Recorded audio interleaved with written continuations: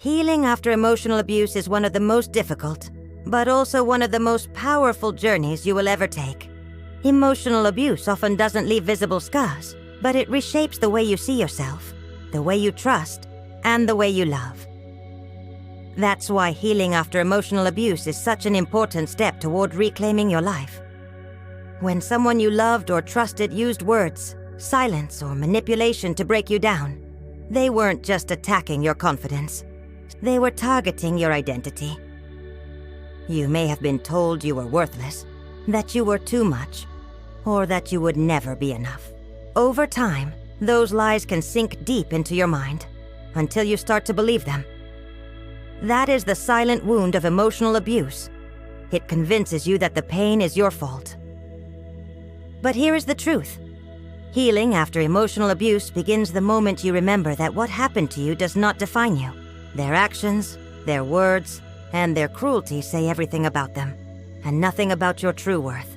Healing means separating your identity from their lies and learning to see yourself clearly again. The first step is awareness. You have to call emotional abuse by its name.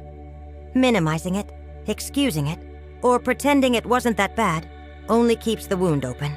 Naming what happened is not weakness. It is strength. It is the moment you stop gaslighting yourself and begin to trust your own reality again. The second step is setting boundaries. Healing after emotional abuse requires protecting your peace with the same urgency you would protect a child. Boundaries are not walls that isolate you. They are shields that keep out the harm while allowing love, safety, and respect to flow in. Boundaries mean you no longer let the abuser's voice echo in your life. You choose who gets access to your time, your energy, and your heart. The third step is rebuilding self-worth. This is not an overnight process. Abuse might have made you forget the parts of yourself that were vibrant, creative, and strong. Healing means rediscovering those parts. Maybe it's through journaling, therapy, meditation, or simply surrounding yourself with people who see your light when you can't.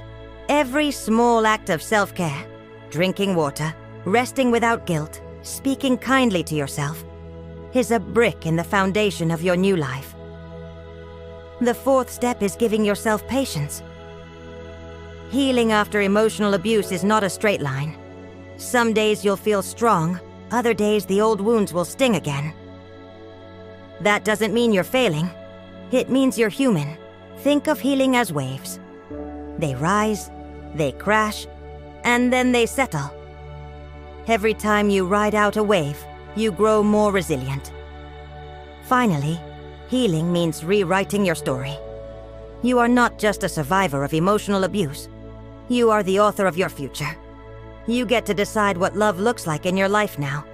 You get to choose peace over chaos, truth over lies, and self-love over self-doubt. So if you're in the middle of this journey, please know, you're not broken, you're not alone. And your healing is not only possible, it is already happening. One step at a time. Subscribe for daily healing quotes.